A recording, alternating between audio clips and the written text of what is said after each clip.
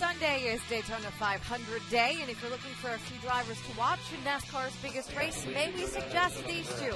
Kevin Harvick and Kyle Busch, already winners and already celebrating in Daytona's victory lane. Inside the ESPN pit studio, I'm Nicole Briscoe alongside Rusty Wallace and Ray Evernham. We saw today with two qualifying races how the Daytona 500 field was set. So let's take a look at see how those races played out. With dual race number 1, it was Kevin Harvick and his little boy, Keelan. Yeah, he's 2 for 2. He's 2 for 2. It brought him some luck in race number 1, which was the Sprint Unlimited. Daytona 500 pole sitter Danica Patrick starting this race out front. But Trevor Bayne in the 21 with the early run on the outside. Lap 7, you see that bright green 10 car falling back. Strategy. Yeah, it's a pretty good strategy. She's starting on the front row for the Daytona 500. She didn't want to mess up and tear up that car, so she went to the back, but evidently her car really wasn't handling that good. So playing it safe right now, Danica is. Cautious yet aggressive. That was her plan all day today. Lap 38, out front, it's Kevin Harvick, followed by Trevor Bayne. Yeah, 2 strong cars, and Kevin got himself in position, got the lead. The 29 and the 21 were both very strong. We saw a bit of drama in this one with 8 to go. Check out the 99 of Carl Edwards hard into the wall. The 11 also involved. That's Denny Hamlin. Yeah, Nicole, a big crash right here. You see the 99 car, Carl Edwards. This is the 4th car that he's wiped out in Speed Week so far. A really tough deal, but probably the big surprise is how the 11 car of Denny Hamlin just snapped loose, crashed, spun out, and look at there's poor Trevor Bayne, the 21 car, destroyed also. Yeah, Regan Smith was also in that one. We go to the final lap. It's Kevin Harvick out front. Most of the field bunches up behind him, but no one has anything for the 29. It looks pretty familiar, just like last Saturday night, the 29 and 16 out front. Danica Patrick finished 17th, but it was Kevin Harvick in victory lane.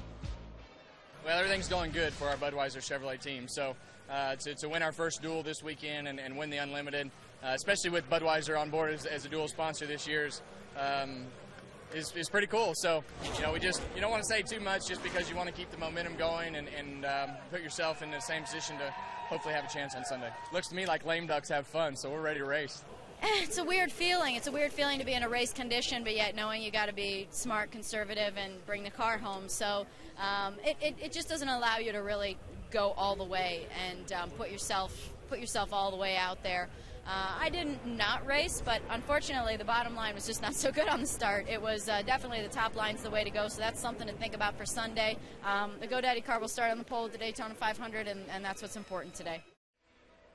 Well, this is the 4th time in the last 7 seasons that a driver has won the Sprint Unlimited, which was just last Saturday, and then gone on to win the dual race in the same season. Now, each of the last 2 times it's happened, the winner went on to a top 10 finish in the big race, the Daytona 500. But no driver has ever won the Unlimited, the Duel, and the Daytona 500 in the same year. We'll see if Kevin Harvick can change that. So, how about we move on to dual race number 2? Danica Patrick already done with her day, but her significant other in this one, that's Ricky Stenhouse Jr. Jeff Gordon leading the field to green, but on lap 6, Ricky Stenhouse Jr. running in the top 5. Yeah, he's looking real strong, really got a good handling car. Right, you see Danica looking on, making sure everything's looking good out there. Close call on lap 24 for Matt Kenseth in the 20, coming down on Paul Menard. We've seen these two have issues already. Again, we saw some of that last week. You know, he really got to check those mirrors when he comes down. The first and really only major issue of this race, that's Ryan Newman. Yeah, this was a really strange mishap. He tried to come to pit road, kind of decided to go back out, really lost the car, drove it up in the wall. A really, really embarrassing moment. Trouble for Jeff Gordon and Ricky Stenhouse Jr. on the one and only pit stop of the day. Pit road speeding violations, so they have to come down pit road again. Both of them would have that ruin their day. 13 to go. Kyle Busch out front, leading Clint Boyer and Casey Kane. Very strong. Casey was strong all day, keeping his car in position in the top 2 or 3. This 6 to go. Kyle Busch, Matt Kenseth, 2 teammates. They're going around Ricky Stenhouse Jr. in the 15 spot. Stenhouse would finish 1 lap down. Final lap. There we go. Casey Kane. We thought maybe he would have something for Kyle Busch. Yeah, we thought he'd have enough momentum to pull up there and get him, but he just couldn't do it. He's hanging right behind Kyle. Couldn't make the pass, but look at the 20 car, and Matt Kenseth, he's the big loser, slides all the way back to 5th. The defending Daytona 500 winner, that would be Matt Kenseth. He finished 5th, but it's Kyle Busch in victory lane. We're just seeing how difficult it is to pass the leader. You know, there's a lot of things that are going on throughout the race and behind the leader sometimes that, you know, you're trying to work your lane, and you're trying to make a lane if there is no bottom lane, and seeing if you can't pass a couple guys, but it's just not going the way we want it to be going as drivers. You know, we want to be out there racing, and I'm sitting there in line getting antsy. I'm like, man, we got to do something here, and there's just nothing to have happen. So all in all, though, great day for the M&M's Camry. Really cool to be able to put these guys in victory lane, start the season off down here in Daytona with a win. This is Kyle Busch's second career dual win. He also won in 2009. Now, Austin Dillon, he finished third in his first career dual start. He'll start 8th in his first ever Daytona 500. And Josh Wise, he finished 16th. He makes the field for his first ever Daytona 500 starts. So a big day for all of those drivers. But what did we learn? What did we take away from today's pair of races? Well, one thing I did learn, Nicole, is that if these guys get in a real tough position, these cars can get really unstable. I was really bothered how I saw the Denny Hamlin car just really get loose and spin out all by himself. We've seen this many different times in practice. So look at this.